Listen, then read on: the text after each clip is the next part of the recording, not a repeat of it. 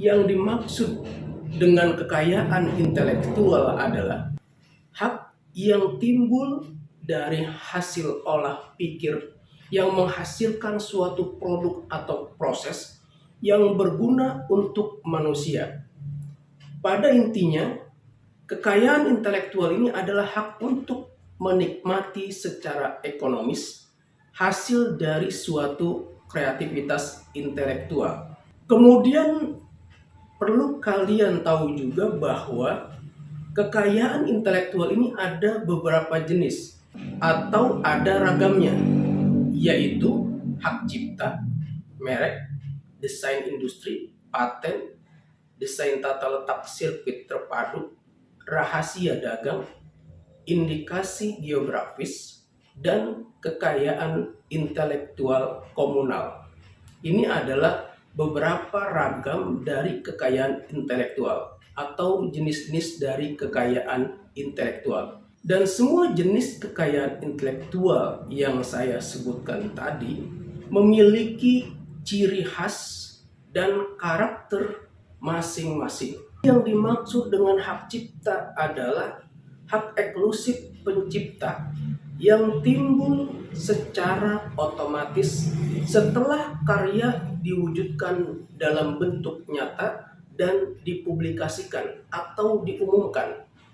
Nah, hak cipta ini diatur dalam Undang-Undang Nomor 28 Tahun 2014 tentang hak cipta. Kemudian, apa yang dimaksud dengan ciptaan?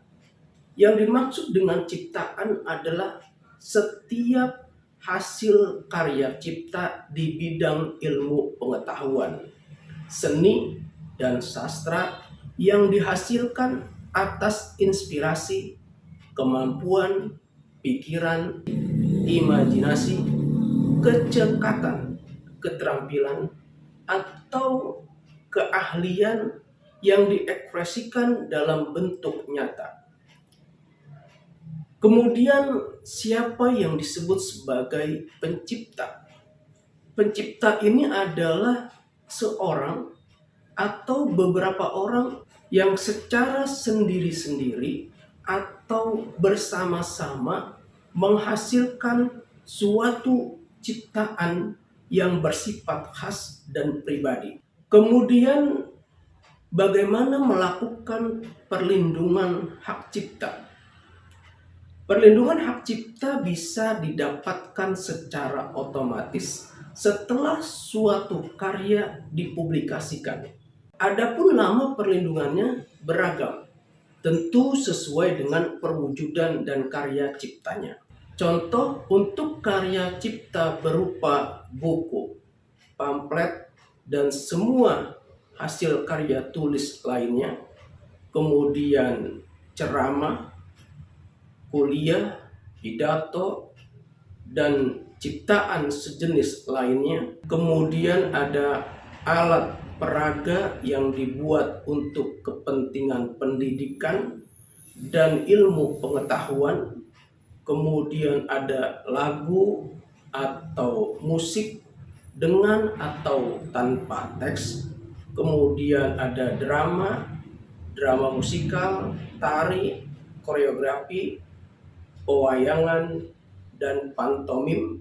Kemudian karya seni rupa dalam segala bentuk seperti lukisan, gambar, ukiran, kaligrafi, seni pahat, patung, atau kolase.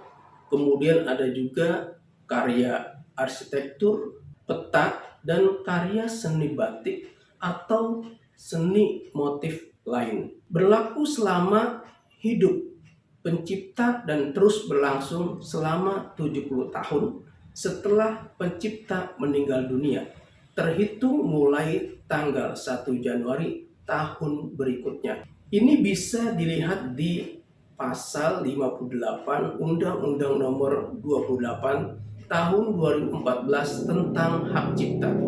Kemudian perlindungan hak cipta atas ciptaan, yaitu karya fotograf, potret, kemudian karya sinematografi, ada juga permainan video, program komputer, perwajahan karya tulis, kemudian ada juga seperti terjemahan, tafsir, saduran, bunga rampai, basis data, adaptasi, aransemen, modifikasi, dan karya lain dari hasil transformasi.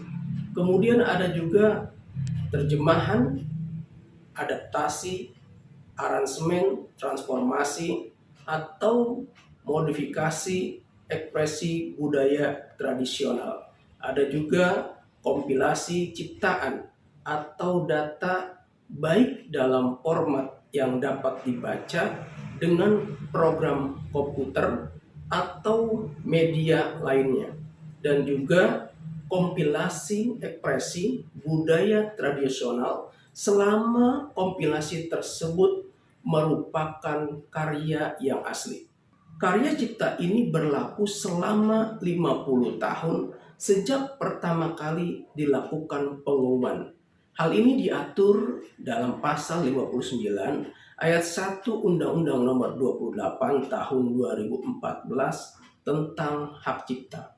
Adapun untuk karya berupa seni terapan, perlindungannya itu selama 25 tahun sejak ciptaan pertama kali dipublikasikan atau diumumkan.